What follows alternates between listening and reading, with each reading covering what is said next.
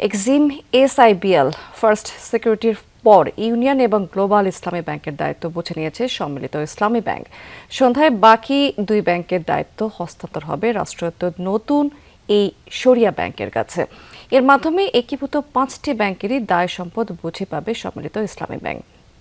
এর আগে গেল 30 জুলাই প্রথম প্রতিষ্ঠান হিসেবে এক্সিমের দায়িত্ব বুঝে নেয় এই ব্যাংকটি। পরবর্তীতে দায় সম্পদ হস্তান্তর হয়েছে এসআইবিএল এবং ফার্স্ট সিকিউরিটি ইসলামী ব্যাংক।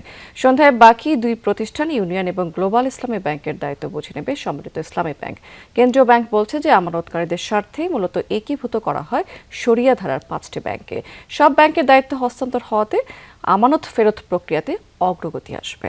ব্যবস্থাপনা পরিচালক একটা পর্ষদ, তার পাশাপাশি একটা প্রশাসক টিম একই ব্যাংকে দ্বৈত শাসন সৃষ্টি করবে।